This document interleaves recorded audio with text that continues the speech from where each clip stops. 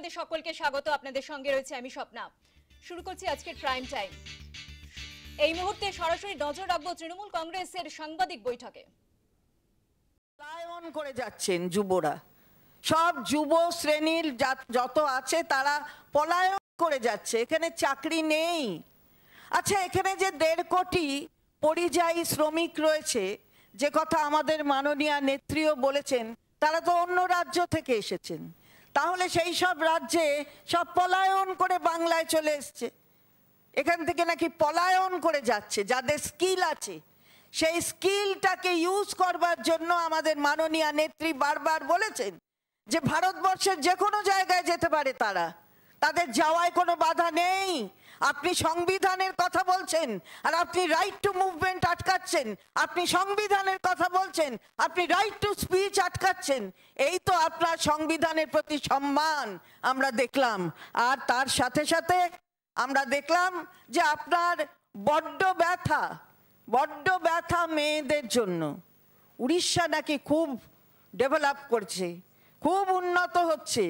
কই উড়িষ্যার মেয়েটা যে পুড়ে মরে গেল, আপনি তো একটা বাক্য তার জন্য ব্যবহার করলেন না। এটা বুঝি উন্নতির লক্ষণ? আর এখানে হসপিটাল, মাননীয় সাধারণ সম্পাদক বলেছেন যেখানেই হয়েছে প্রশাসন তার ব্যবস্থা নিয়েছে, সঙ্গে সঙ্গে 24 ঘন্টার মধ্যে ধরা হয়েছে। যেখানে যেটা হয়েছে ল কলেজে, সেখানেও 24 ঘন্টার মধ্যে যাদের বিরুদ্ধে অভিযোগ তাদের ধরা হয়েছে, তাদের কাস্টাডিতে নেওয়া হয়েছে। এবং আজও পর্যন্ত এই যেটা হাসপাতালের কথা বললেন, আজও পর্যন্ত কিন্তু আমাদের প্রশাসন যেখানে যা করেছিল তদন্ত, তার বাইরে গিয়ে আপনার প্রশাসনের মধ্যে অন্তর্গত যেটা, তারা তার থেকে বেশি কিছু পায়নি। সুতরাং আমরা প্রত্যেকটা ঘটনার নিন্দা করি। আমরা কখনো এই ধরনের ঘটনাকে সমর্থন জানাই না, কিন্তু আমরা দেখলাম আপনি করলেন, উড়িষ্যাকে উন্নত বললেন, অথচ উড়িষ্যায় মেয়েটি যে পুড়ে গেল তার কথা একবারও বললেন না। আসামেও ঠিক তেমনি ভীষণ নাকি গতিতে বেড়ে যাচ্ছে, আসাম নাকি আরো বেশি গতি। তাহলে 19 লক্ষ সেখান থেকে বাদ চলে গেছে, নাম এনআরসিতে বাদ চলে গেছে। আমরা এর আগেও বলেছি, পালিয়ে ভয়ে চলে এসেছে এখানে বহু মহিলা, বহু পুরুষ পালিয়ে চলে আসছে। রাজবংশীদের জোর করে তাদের নোটিশ ধরিয়ে দিচ্ছেন, তারা এখানে রয়েছে, তারা এখানকার নাগরিক, তারা ভারতবর্ষের নাগরিক। তারা সমস্ত তথ্য প্রমাণ দেওয়ার পরেও এটা আপনারা করছেন কেন? বাংলায় লিখছো। গতকালও আমরা একটা ভিডিও পেয়েছি, গুজরাটে সুরাত, সেই সুরাতে একজন পুলিশ, 2-3 জন পুলিশ গেছেন, একজন ব্যবসায়ীকে ধরে জিজ্ঞেস করছেন আপনি কি বাঙালি? ব্যবসায়ী বলছে না। তাহলে আপনার দোকানের সামনে বাংলায় লেখা কেন? অপরাধ নাকি? আমরা জিজ্ঞাসা করছি। বলছে না, এখানে অনেকে আসেন তাই বাংলায় লেখা। আপনার নাম কি? আপনার তথ্য কি? আপনার ঠিকানা কি? কেন? গুজরাটে কি বাংলার মানুষ যাওয়া মানা? গুজরাটে কি বাংলা লেখা মানা? তাহলে তো আপনি সংবিধানকে ভায়োলেট করছেন। আপনি তো right two movement, right to speech, all other rights enshrined under the Constitution of India, আপনি সেগুলোকে ভায়োলেট করছেন। আর একটা জিনিস কিন্তু আনন্দের সঙ্গে আমরা লক্ষ্য করলাম, আজকে একবারও শ্রীরামচন্দ্রকে ডাকলেন না, একবারও না। কারণ এখানে এসেছেন, লক্ষ্মীর মূর্তি দেয়া হয়েছে, ভালো থাকবেন। আমরাও বলছি ভারত ভালো থাকুক, দেশ ভালো থাকুক, এটা নিশ্চয়ই বলবো।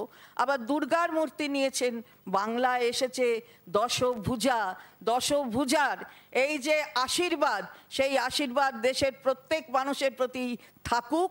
ইউনেস্কোতে যিনি নিয়ে গেছেন, এই আশীর্বাদ ধন্য হওয়ার জন্য যাকে পুজো করা হয় তার নাম মমতা বন্দ্যোপাধ্যায়।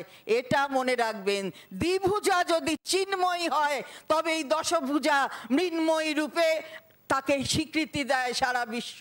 এটা হয়েছে কারণ চিন্ময়ী রূপে মমতা বন্দ্যোপাধ্যায় এটা নিয়ে গেছেন দশভুজাকে ইউনেস্কোতে স্বীকৃতি দিতে। ফলে আপনি ওই শ্রীরামচন্দ্র যিনি দশভুজার অকাল বোধন করেছিলেন, আপনি তাকে আজকে একদম নাম উচ্চারণ করেননি। তো যাই হোক, এই পরিবর্তনটা আমরা দেখলাম। সুতরাং পরিবর্তন বাংলা চায় না, সরকারের নয়। 50টা সিট পাবেন কিনা সেটা হাতে গুনে গুনে দেখুন। আমরা বলতে চাই আগে থেকে 50টাও সিট পাবেন না। সুতরাং ওসব বড় বড় কথা বলবেন না। বড় বড় কথা যত না বলেন ততই মঙ্গল। বাংলা আপনাদের বুঝে নিয়েছে, দেখে নিয়েছে, আর বঙ্গভাষীদের ওপর আপনাদের দরদ কেমন সেটাও বুঝে নিয়েছে। দেখুন,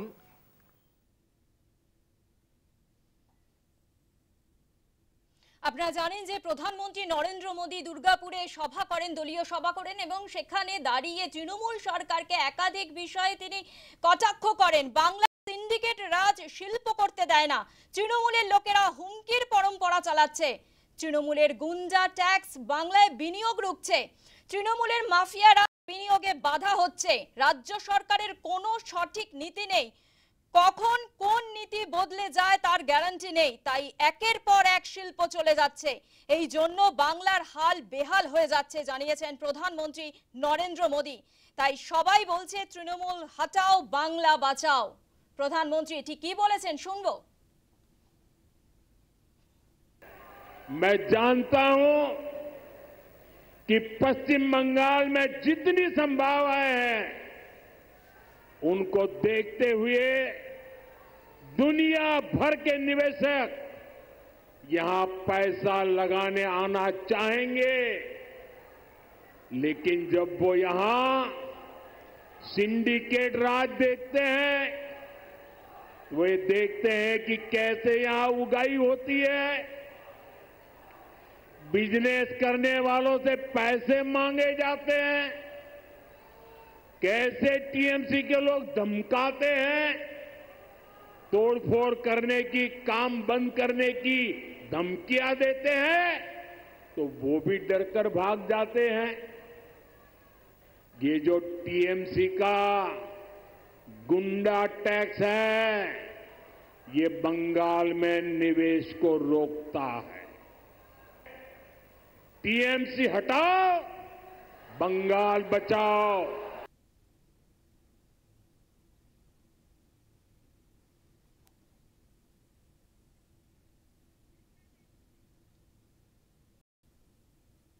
পাশাপাশি বাংলার শিক্ষা ব্যবস্থা নিয়ে উদ্বেগ প্রকাশ করেছেন প্রধানমন্ত্রী নরেন্দ্র মোদী, এবং তিনি বলেছেন যে বাংলায় যে শিক্ষা ব্যবস্থা চলছে তা নিয়ে যথেষ্টই উদ্বেগের। প্রাথমিক থেকে উচ্চ শিক্ষা সব বরবাদ, হাজার হাজার শিক্ষক বেরোজগার হয়েছে, তৃণমূলের দুর্নীতির জন্য এই পরিস্থিতি হচ্ছে, হাজার হাজার পরিবার সংকটে পড়েছে, লাখ লাখ পড়ুয়ার ভবিষ্যৎ অন্ধকারে। আদালত যা বলছে এটা প্রাতিষ্ঠানিক দুর্নীতি। বাংলা যুব সমাজের বর্তমান ভবিষ্যৎ সব সংকটে। বাংলার শিক্ষা ব্যবস্থা নিয়ে উদ্বেগ প্রকাশ করেছেন প্রধানমন্ত্রী। কি বলেছেন তিনি শুনবো।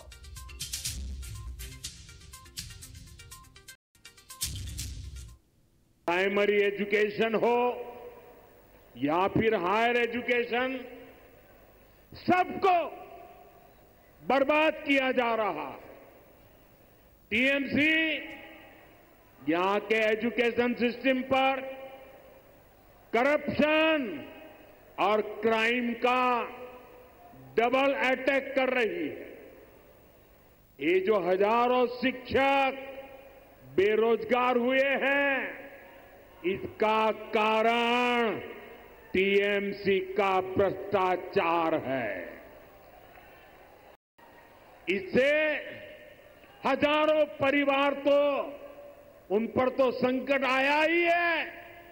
स्कूलों में जो लाखों बच्चे पढ़ रहे हैं, उनका भविष्य भी टीचर्स की कमी के कारण अंधेर में है। हालत ये है कि कोर्ट को भी कहना पड़ा कि ये सिस्टमैटिक फ्रॉड है। टीएमसी ने बंगाल के नौजवानों के वर्तमान और भविष्य दोनों को संकट में डाल दिया है। যে খবরের দিকে আমরা নজর রেখেছিলাম, প্রধানমন্ত্রী নরেন্দ্র মোদীর সভা দুর্গাপুরে এবং সেই সভা থেকে রাজ্য সরকার তৃণমূলকে একাধিক বিষয় কটাক্ষ করেন প্রধানমন্ত্রী। রাজ্যের নারী নিরাপত্তা নিয়েও উদ্বেগ প্রকাশ করেছেন প্রধানমন্ত্রী নরেন্দ্র মোদী। মহিলাদের সঙ্গে যা হচ্ছে তা বেদনাদায়ক। কাদম্বিনী গাঙ্গুলির মাটিতে এই ঘটনা লজ্জার। বাংলার মেয়েরা আজ সুরক্ষিত নন। মহিলা ডাক্তারের সঙ্গে যা হয়েছে সবাই জানে। তৃণমূল সরকার দোষীকে আড়াল করছে। কলেজ ছাত্রীর সঙ্গে ভয়ঙ্কর অত্যাচার, সেই অভিযুক্ত তৃণমূলের সঙ্গে যুক্ত। মন্ত্রীরা অভিযুক্তের বদলে নির্যাতিতাকে দোষী করছে। আমাদের বাংলাকে এই নির্মমতার থেকে মুক্তি দিতে হবে। কি বলছেন প্রধানমন্ত্রী, শুনবো। जब यहां डॉक्टर बेटी के साथ अत्याचार हुआ तो कैसे टीएमसी सरकार अपराधियों को बचाने में जुट गई। इस घटना से देश अभी बाहर निकला भी नहीं था कि एक और कॉलेज में एक बेटी के साथ भयंकर अत्याचार किया गया। इसमें भी जो आरोपी है उनका कनेक्शन टीएमसी से निकला है। टीएमसी के बड़े नेता मंत्री आरोपियों के बजाय पीड़ित को ही दोषी ठहराते रहे। ऐसे कई उदाहरण हैं जो टीएमसी की निर्ममता के साक्षी है। हमें मिलकर के बंगाल को इस निर्ममता से मुक्ति दिलानी है। দুর্গাপুরের সভামঞ্চ থেকে পশ্চিমবঙ্গ উন্নয়নের জন্য একাধিক বার্তা দেন প্রধানমন্ত্রী নরেন্দ্র মোদী। বিজেপি পশ্চিমবঙ্গের জন্য অনেক স্বপ্ন দেখেছে। বিজেপি সমৃদ্ধ পশ্চিমবঙ্গ বানাতে চায়, বিজেপি বিকশিত পশ্চিমবঙ্গ বানাতে চায়। নতুন শিল্প এখন আর বাংলায় হয় না, যা আছে সেগুলোতেও তালা ঝুলছে। কি বলেছেন প্রধানমন্ত্রী, শোনাবো।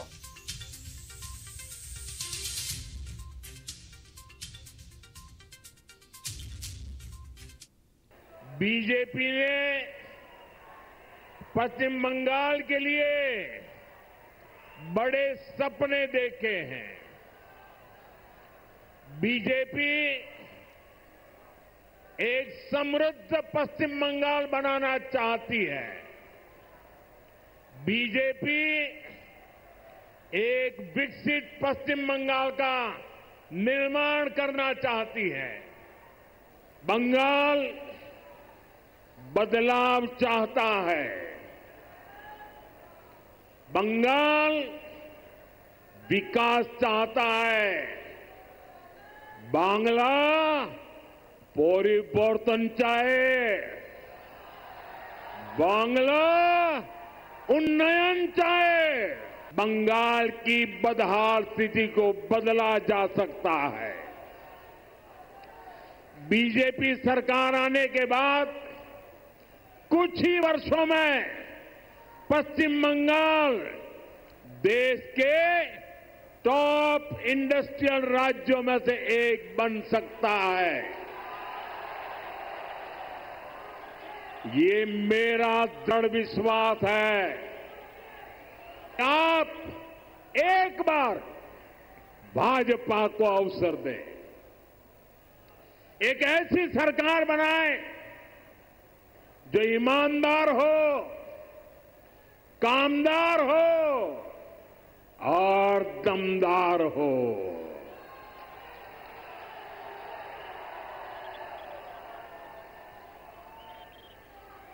विकसित बांग्ला मोदीर गारंटी। लेकिन जब तक यहां टीएमसी की सरकार रहेगी, ये कभी भी नहीं होने देगी। बीते दशकों में जो स्थितियां यहां पैदा की गई हैं, वो बंगाल में निवेश विरोधी है, नौकरी विरोधी है। বিজেপি পশ্চিমবঙ্গের জন্য অনেক স্বপ্ন দেখেছে। বিজেপি সমৃদ্ধ পশ্চিমবঙ্গ বানাতে চায়, বিজেপি বিকশিত পশ্চিমবঙ্গ বানাতে চায়। নতুন শিল্প এখন আর বাংলায় হয় না, যা আছে সেগুলোতেও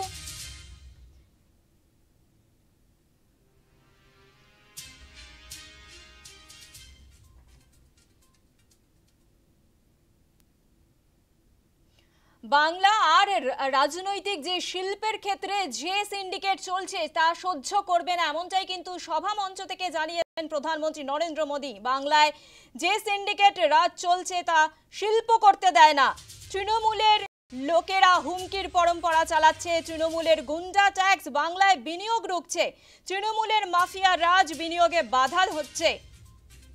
রাজ্য সরকারের কোনো সঠিক নীতি নেই, কখন কোন নীতি করছে তার গ্যারান্টি নেই, কখন কোন নীতি বদলে যায় তার গ্যারান্টি নেই। তাই একের পর এক শিল্প চলে যাচ্ছে, এই জন্য বাংলার হাল বেহাল হয়ে যাচ্ছে।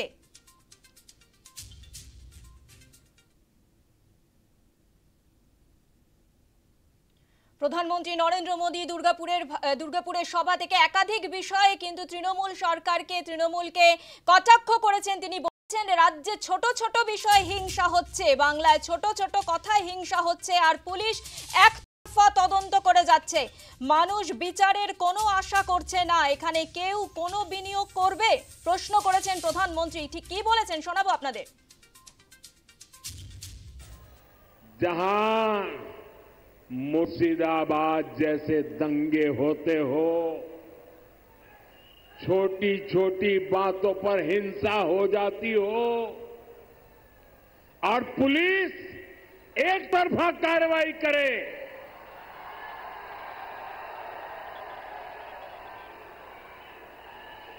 जहां न्याय की कोई उम्मीद ना हो, वहां कोई कैसे निवेश कर सकता है। यहां की राज्य सरकार लोगों की जान और उनकी दुकान की सुरक्षा नहीं कर सकती, तो निवेशकों को भी चिंता होती है। নরেন্দ্র মোদী দুর্গাপুরের সভাস্থল থেকে একাধিক প্রকল্পের উদ্বোধন করলেন প্রধানমন্ত্রী নরেন্দ্র মোদী। প্রায় ৫,০০০ কোটি টাকার প্রকল্পের উদ্বোধন, পুরুলিয়া বাঁকুড়া সিটি গ্যাস প্রকল্পের উদ্বোধন, বাড়ি বাড়ি পৌঁছে যাবে সিএনজি গ্যাস। দুর্গাপুর কলকাতার ১৩২ কিলোমিটার গ্যাস পাইপলাইন প্রধানমন্ত্রীর ঊর্জা গঙ্গা প্রকল্পের অন্তর্গত। ৩৬ কিলোমিটার পুরুলিয়া কোটশিলা রেল লাইনের উদ্বোধন, একাধিক প্রকল্পের উদ্বোধন করলেন প্রধানমন্ত্রী নরেন্দ্র মোদী। একাধিক প্রকল্পের আজ উদ্বোধন করা হলেও ভারতের বিকাশে দুর্গাপুরের বড় ভূমিকা। দুর্গাপুর স্টিল সিটির পরিচিতি আরো মজবুত হবে। এই প্রকল্পগুলো কাজের সুযোগ বাড়াবে, যুব সমাজের কর্মসংস্থানে নতুন দিগন্ত খুলবে। পশ্চিমবঙ্গের রেল যোগাযোগে অনেক কাজ হয়েছে, বন্দে ভারত ট্রেনের সংখ্যা বাড়ানো হয়েছে, কলকাতার মেট্রোর কাজ দ্রুত গতিতে চলছে। পশ্চিমবঙ্গবাসীর জীবন আরো মসৃণ হবে। আমরা ১ গ্যাস গ্রিডের কাজ করছি, ন্যাশনাল গ্যাস গ্রিডের অংশ হয়েছে দুর্গাপুর। আমরা এক দেশ এক গ্যাস গ্রিডের কাজ করছি, ন্যাশনাল গ্যাস গ্রিডের অংশ হয়েছে দুর্গাপুর। ২০৪৭ সালের মধ্যে বিকশিত ভারত করতে হবে, পশ্চিমবঙ্গকে ভারতের বিকাশের মজবুত ইঞ্জিন করা হবে, এমনটাই কিন্তু জানিয়েছেন প্রধানমন্ত্রী নরেন্দ্র মোদী। অর্থাৎ দুর্গাপুরের সভা থেকে, দুর্গাপুরের সরকারি অনুষ্ঠান থেকে একাধিক উন্নয়নমূলক প্রকল্পের উদ্বোধন করেন প্রধানমন্ত্রী। ঠিক কি বলেছেন প্রধানমন্ত্রী শোনাবো আপনাদের। आज की परियोजनाओं से इस स्टील सिटी की पहचान और मजबूत होगी। यानी परियोजनाएं make in India, make for the world, इस मंत्र के साथ पश्चिम बंगाल को आगे बढ़ने में मदद करेगी। इससे यहां के नौजवानों के लिए रोजगार के अनेक अवसर भी पैदा होंगे। मैं आप सभी को इन परियोजनाओं के लिए बहुत बहुत बधाई देता हूं। দুর্গাপুরের সরকারি অনুষ্ঠানে প্রধানমন্ত্রী একাধিক উন্নয়নমূলক প্রকল্পের উদ্বোধন। প্রায় 5,000 কোটি টাকার প্রকল্পের উদ্বোধন। পুরুলিয়া বাঁকুড়ায় সিটি গ্যাস প্রকল্পের উদ্বোধন। বাড়ি বাড়ি পৌঁছে যাবে সিএনজি গ্যাস।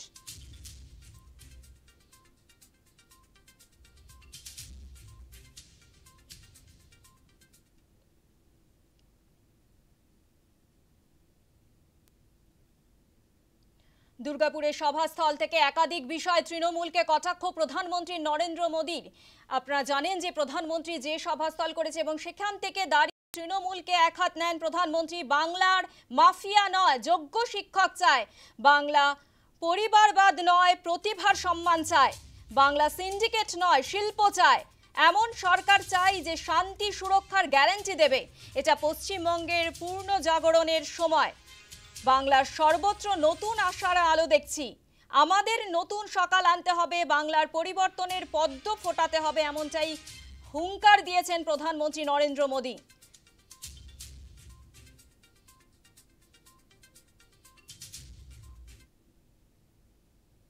बंगाल को माफिया नहीं, काबिल शिक्षक चाहिए। बंगाल को परिवारवाद नहीं, प्रतिभा का सम्मान चाहिए। बंगाल को सिंडिकेट नहीं, स्टार्टअप का इकोसिस्टम चाहिए। बंगाल को ऐसी सरकार चाहिए जो शांति और सुरक्षा की गारंटी दे सके। भाजपा इसी संकल्प को लेकर के आगे बढ़ रही है। ये पश्चिम बंगाल के पुनर्जागरण का कालखंड है। मैं यहां के गांव-गांव में एक नई उम्मीद, नई लहर देख रहा हूं। मैं यहां के नौजवानों में एक नया जोश अनुभव कर रहा हूं। हमें मिलकर नया सवेरा लाना है, परिवर्तन का कमल खिलाना है। विकसित बांग्ला মোদির গ্যারান্টি। পেহেলগাঁও কাণ্ডে জড়িত টিআরএফকে জঙ্গি সংগঠন বলে ঘোষণা করেছে আমেরিকা। মার্কিন পদক্ষেপকে স্বাগত জানালো ভারত। মার্কিন সিদ্ধান্তের প্রশংসা করে সোশ্যাল মিডিয়ায় পোস্ট ভারতের বিদেশ মন্ত্রীর। যদিও একে কটাক্ষ করতে ছাড়েনি কংগ্রেস। হামলায় জড়িতরা কোথায়, ফের নতুন করে প্রশ্ন তুলেছে তারা।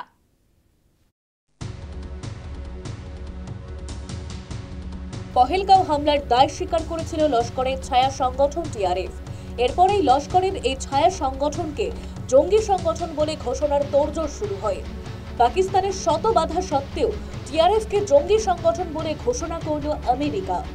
বন্ধু ডোনাল্ড ট্রাম্পের এই পদক্ষেপকে স্বাগত জানিয়ে সোশ্যাল মিডিয়ায় একটি পোস্ট করেছেন ভারতের বিদেশ মন্ত্রী জয়শঙ্কর। তাতে তিনি লিখেছেন, সন্ত্রাস দমনে আমেরিকার সঙ্গে ভারতের গভীর সহযোগিতা রয়েছে। সেটাই প্রতিফলন ঘটে টিআরএফকে জঙ্গি সংগঠন হিসেবে ঘোষণার মধ্য দিয়ে। সন্ত্রাসের বিরুদ্ধে ভারতের জিরো টলারেন্স নীতির কথা উল্লেখ করেছেন বিদেশ মন্ত্রী। আমেরিকার এই উদ্যোগকে স্বাগত জানিয়েছে ভারতীয় কূটনৈতিক মহলও। Interesting coincidences are that after Trump's various statements, some of them which have been contradicted by India, it seemed that America was in no mood to do anything which favors India. But this action by the State Department of America is both welcome. Clearly, there was a feeling in Washington that things had gone in the wrong direction too quickly and in an unintended manner vis-a-vis India. So I think this is in part a corrective by the State Department to smoothen the wrinkles and to get and try and get the relationship back on rails again. টিআরএফকে জঙ্গি সংগঠন হিসেবে মার্কিন ঘোষণাকে স্বাগত জানিয়েছে কেন্দ্রের শাসক দল বিজেপিও। TRF आतंकी संगठन है। उसने पहलगाम में हमला करके देश का माहौल खराब करना चाहा था। धर्म पूछकर मारा था, कलमा पूछकर मारा था। पूरे देश में दंगे कराने की साजिश की थी। आईएसआई का वो मखौटा है और अमेरिका ने उसको बैन किया। हम लोग तो पहले से कह रहे थे वार अगेंस्ट टेररिज्म में भारत पूरे दुनिया में इस लड़ाई को लड़ता है और जो आतंकी संगठन है या आतंकियों के आका हैं उन पर कैसे कार्रवाई हो इसकी भूमिका भारत निभाता है। মার্কিন ঘোষণাকে স্বাগত জানিয়েছে কংগ্রেসও, সেই সঙ্গে মোদী সরকারকে কটাক্ষ করতে ছাড়েনি তারা। পহেলগাঁও কাণ্ডে জড়িতদের কেন এখনো টিকিট হতে পারেনি সরকার তা নিয়ে প্রশ্ন তোলা হয়েছে। टेलीविजन देखना पड़ेगा, न्यूज एजेंसीज देखनी पड़ेंगी कि अमेरिका क्या करता है, सीज फायर कब कराएगा वो, फिर से युद्ध कब कराएगा वो, और टीआरएफ जो हमारे यहाँ पहलगाम में 26 बहनों का मांग का सिंदूर उजाड़ा है उसको आतंकी संगठन कब घोषित करेगा। हमारे प्रधानमंत्री और गृह मंत्री जो लपेटते बहुत हैं, फेंकते बहुत हैं, वो भी बताएं कि पहलगाम के 26 बहनों की मांग का सिंदूर उजाड़ने वाले तो वो निर्मम आतंकवादी कहां है। जमीन खा गई, आसमान निकल गया उनको। यह कहानी वही दोहराई जाएगी जब हमारे इतने ढेर सारे नौजवानों को उड़ा दिया गया था। সুরক্ষার কথা চিন্তা করে এই সিদ্ধান্ত বলে বিবৃতি দেওয়া হয়েছে মার্কিন প্রশাসনের পক্ষ থেকে। এতে পাকিস্তানের ওপর চাপ বাড়ল বলে মনে করছে ওয়াকিবহাল মহল। প্রসঙ্গত পহেলগাঁও কাণ্ডের দায় প্রথমে স্বীকার করে নিলেও পরে অস্বীকার করে টিআরএফ। News time.